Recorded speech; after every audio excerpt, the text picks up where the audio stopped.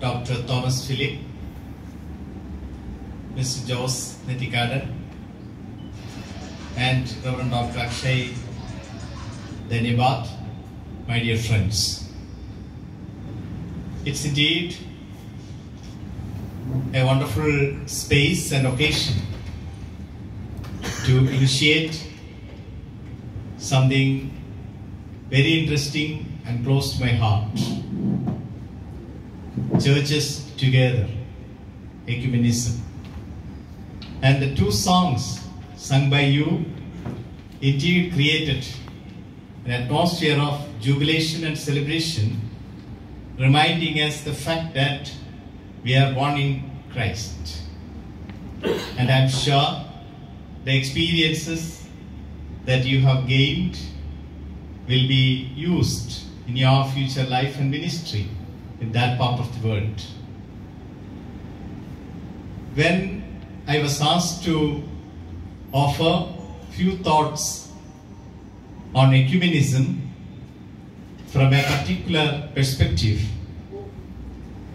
I was a bit hesitant, mainly because I, as a church academic, ecclesial academic,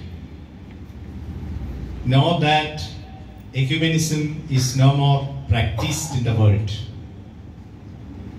It's no more a reality, because after the postmodernism, this is the era of identity.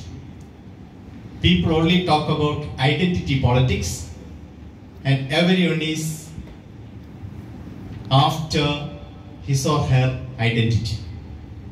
That's natural. Whether you like it or not, you cannot close your eyes and say it is dark. You have to open your eyes and say this is daytime. This is a long tradition. Both speakers, chairperson as well as the inaugurator, reminded us about the important role played by Ymca and other ecumenical movements. Let me begin with one recent example of ecumenical celebration happened in Trivandrum. And I am proud and blessed to live in Trivandrum. I am from Trivandrum, and a place where we do not feel the difference between various denominations and traditions. We had hosted Senate of Sarampur convocation, welcoming about 2,000 people. We extended our invitation to more or less all churches and ecumenical organizations. 91 invitation letters signed by me and sent to the respected people. Almost 100 plus more people attended, and they shouldered the Sarampur convocation as it's their responsibility. And I'm grateful to many respected leaders who are sitting here telling the new generation ecumenical practice is still possible, whether you go after the identity politics or era of identity. I speak from first the practical dimensions of the Christian identity today in India. We always talk about the numerical growth of Christianity, and it's a fact that there's a lot of areas where you see numerical growth. I lived in Karnataka for about 30 years in Bangalore. Then many people, students from rural area, demonstrated the courage and humility to say they were part of the Christian activity of conversion, or whatever it is, we call it. It's a fast growing Christianity in some of the rural areas. Forget about that. But you just try to identify the new churches coming up in other parts of India. We call them emerging churches. That is the scientific term we use. And a place called Tirumala to Kunnapura is 1.2 kilometers or 3 kilometers.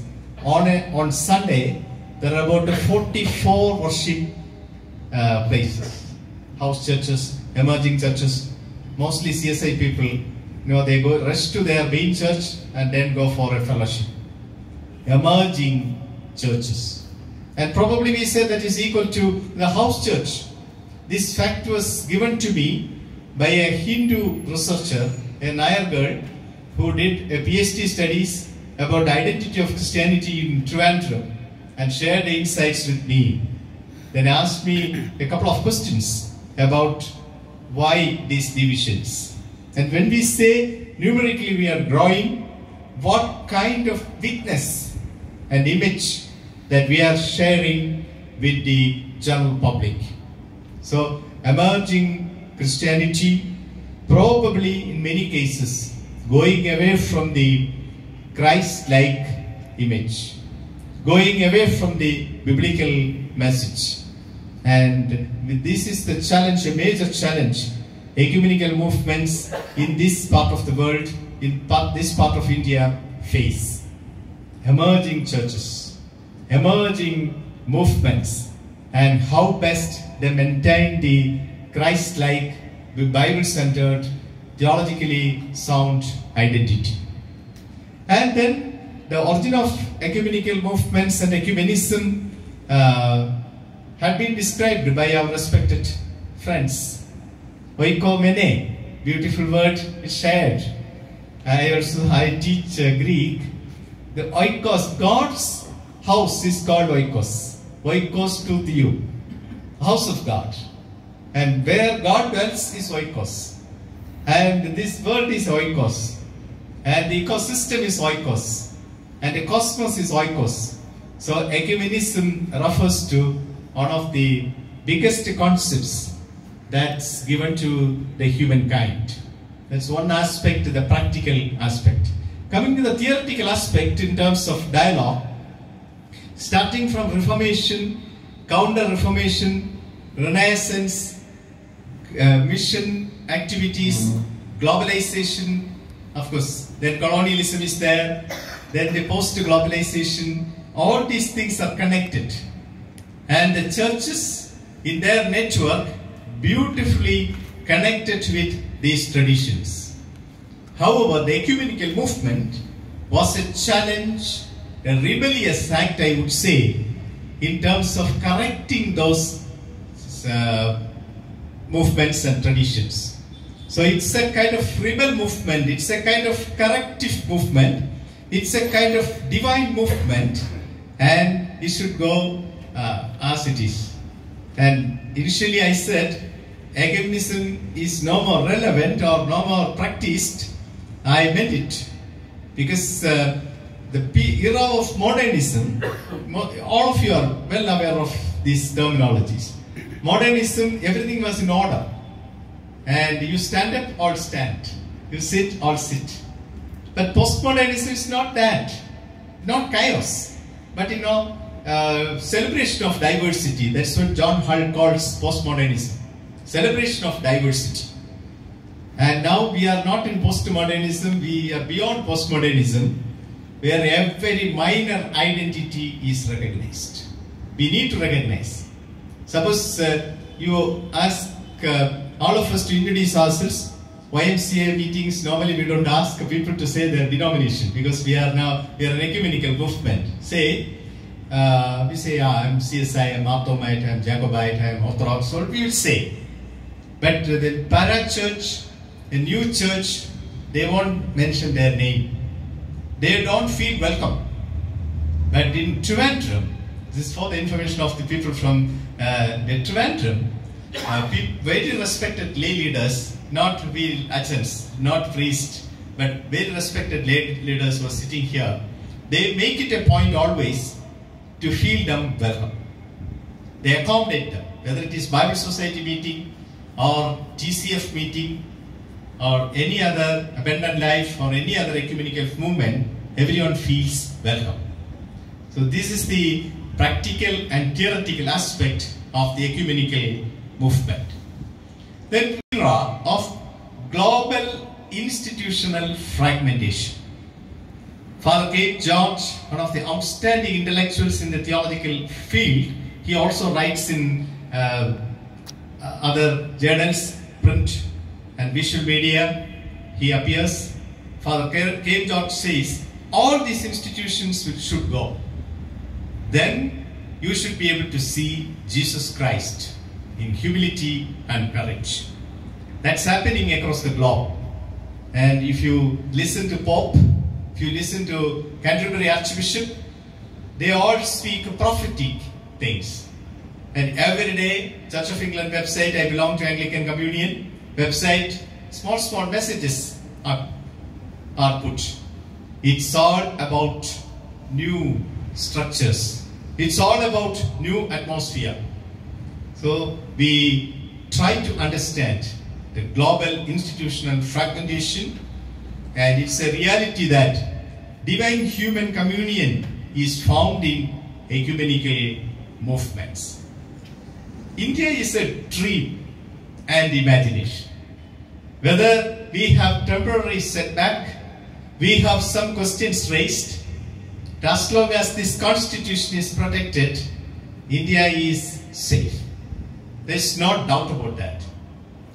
And one of the Caribbean writers say, I have no nation but imagination. Imagination.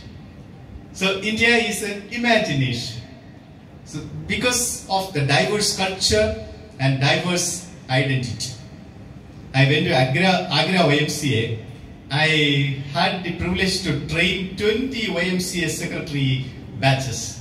So you multiply 20 into 10, almost 200 secretaries were trained, and I was part of their training program at UTC. Then I was professor there. I went to Agra. Agra Ymca secretary was, I think, 1999 batch. He was like an executive officer. I think Ymca secretaries are like that only. They are the kings. And he didn't know what to do. He accommodated me, he gave me everything, he gave me food and this and that. Then I was shocked to see, I should use the word shocked, the amount of work he does. Not these many assistants, but one or two people assisting him, but the amount of work he does. I think chairperson's remark he said about the distance and the travel. So enormous work done by YMCA people. In this era of identity, this type of affirmation is very important. And when we talk about ecumenism, there is a very beautiful anecdote. There was a dialogue between two theologians, one from Asia and another from Africa. They were just having a dialogue on the theme, what is the distance between God, you and God? So then, they presented a lot of things, philosophical things and a lot of other ideas. What is the distance between you and God? Then the Eastern theologian said, it's simple. Distance between you and your God is distance between you and your neighbor. That's all. If you know your neighbor, you know God. I think YMCA is doing that ministry. Knowing the neighbor, knowing the public, knowing the society quite well. And in today's Indian context, particularly the Kerala, this South Indian context, not all well. We say, okay, we are safe. What way we are safe? It's not that, your religion is safe or your institution is safe. You don't have any income tax notice, you are safe. It's not that. Whether you are able to communicate image of Christ properly, whether you are able to witness Jesus in the midst of all challenges, then you say you are safe. And unfortunately, poverty has come back to our India. I don't know whether 10 years back this was the situation, but now poverty is a reality, even in Trivandrum.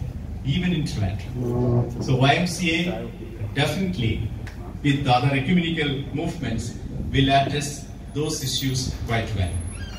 And the situation across the globe is also not very encouraging. Everywhere you see migrants and refugees, then people are very much concerned about climate justice and new type of job, and we are proud of my children are also working, they are men, they are also working, but with the uncertainty in the workplace, they make a good salary, but with the uncertainty in the workplace. And education is no way focused in our country and in many other developing countries. With all this background, I would like to propose one major idea for our discussion.